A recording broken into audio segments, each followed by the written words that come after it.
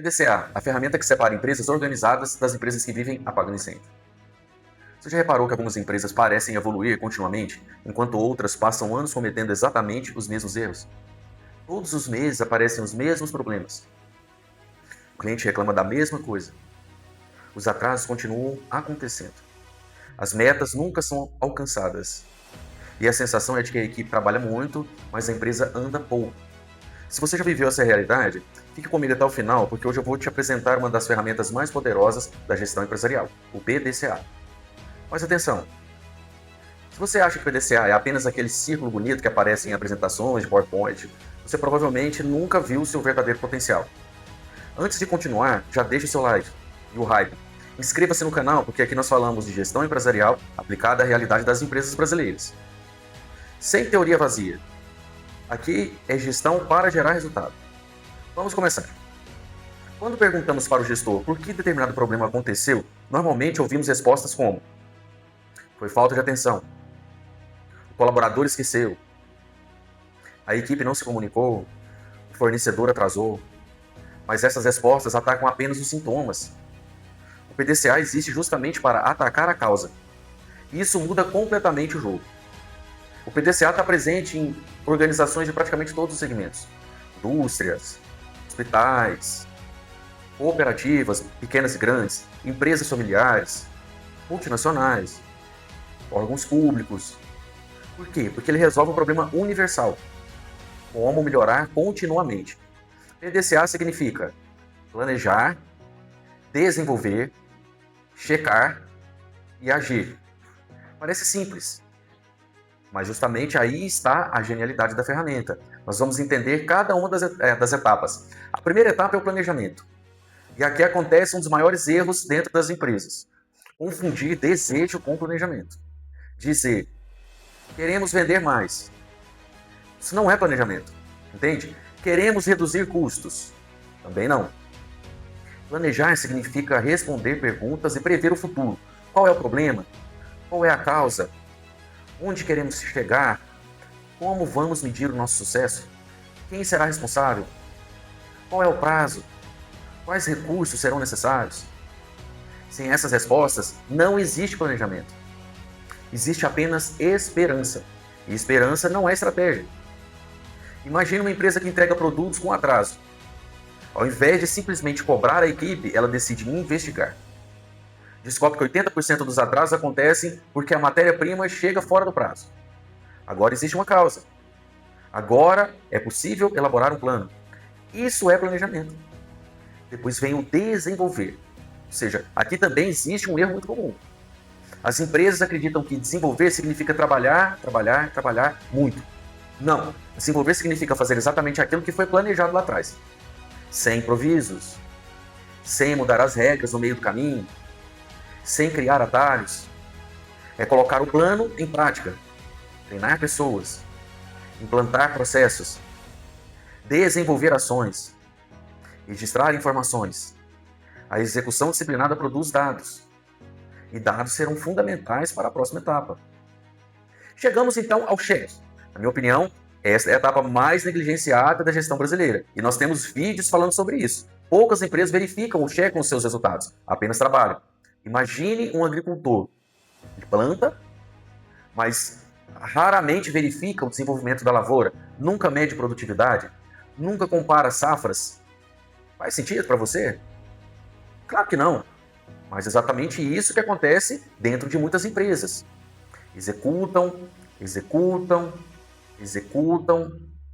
mas nunca analisam os resultados. No cheque nós perguntamos: a meta foi atingida? O indicador melhorou? O problema diminuiu? O cliente percebeu a diferença? Os custos reduziram? O tempo diminuiu? As ações funcionaram? Gestão sem indicadores é opinião. Gestão com indicadores é decisão baseada em fatos citados. Existe uma enorme diferença entre essas duas coisas. Finalmente chegamos no agir. Mas agir aqui não significa começar tudo novamente. Significa padronizar aquilo que funcionou, ou corrigir aquilo que não funcionou. Se o plano deu certo, transforme em procedimento. Treine todas as pessoas da equipe. Documente. Padronize. Agora, se não funcionou, volte um passo atrás, descubra o motivo, faça ajustes, recomece o ciclo. É exatamente por isso que o PDCA é representado por um ciclo, porque contínua nunca termina. Toda empresa pode melhorar, sempre. Agora eu quero compartilhar com você uma situação hipotética que ilustra bem esse conceito. Imagine que você chega para visitar uma empresa. Na recepção, há reclamações. No estoque, existe desorganizações. Os pedidos atrasam. Os clientes reclamam. Os vendedores culpam a produção. A produção culpa o controle de estoque. O estoque culpa a compras, que por sua vez culpa fornecedores. E assim nasce a famosa cultura da culpa. Ninguém resolve. Todos apenas procuram um culpado. Então você reúne a equipe. Em vez de perguntar quem errou, você pergunta o que aconteceu. A pergunta muda completamente o ambiente.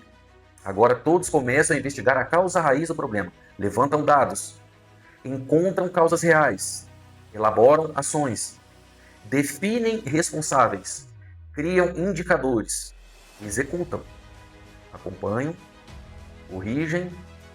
Depois de alguns meses, os atrasos diminuem, a satisfação aumenta, os custos caem. Não porque contrataram pessoas mais inteligentes somente, mas porque passaram a utilizar um método mais assertivo. Essa é a força do PDCA. Ele substitui improviso por gestão. Existe uma frase que eu gosto muito. Problemas repetitivos normalmente não são problemas. São processos mal gerenciados. Quando o erro acontece uma vez, pode ser um acidente. Quando acontece todos os meses, vira um sistema. E sistemas precisam ser gerenciados. É exatamente isso que o PDCA faz. Outro erro comum é acreditar que o PDCA serve apenas para grandes empresas. Não, isso não é verdade. Uma pequena padaria pode utilizar. Uma oficina mecânica pode utilizar. Uma clínica, uma cooperativa pequena, média ou grande, uma startup, uma fazenda, uma escola. Qualquer organização que queira melhorar continuamente pode e deve aplicar esse método.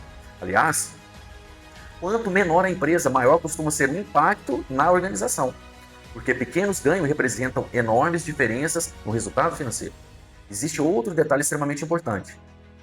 O PDCA não é uma ferramenta, somente. Ele é uma filosofia de gestão. Implantado corretamente, ele muda a forma como as pessoas pensam. Ao invés de perguntar, quem fez isso? A empresa começa a pensar da seguinte maneira, como podemos melhorar isso?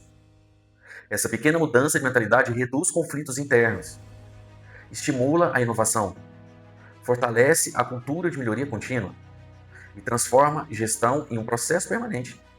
Se hoje eu pudesse deixar apenas uma mensagem para qualquer um dos gestores que nos acompanham, seria: nunca aceite um problema recorrente como sendo normal. Problemas recorrentes são oportunidades escondidas. Toda vez que algo se repete, existe um processo pedindo para ser melhorado. E o PDCA oferece exatamente o caminho para isso. Planeje melhor, desenvolva com disciplina, cheque utilizando indicadores e haja continuamente. Parece simples, e de fato é, mas poucas empresas fazem isso com consistência. E justamente por isso, poucas conseguem construir resultados extraordinários. Se esse conteúdo fez sentido para você, escreva aqui nos comentários. Gestão sem melhoria é apenas sobrevivência. Quero saber quantas pessoas realmente estão comprometidas em construir empresas melhores. Compartilhe esse vídeo com aquele gestor que vive apagando incêndios todos os dias. Inscreva-se no canal, porque aqui nós transformamos ferramentas em resultados práticos para empresas reais. E no próximo vídeo eu vou mostrar como integrar o PDCA com o planejamento estratégico, os indicadores e as reuniões de cheque de metas para criar um modelo de gestão que realmente funcione. Até lá!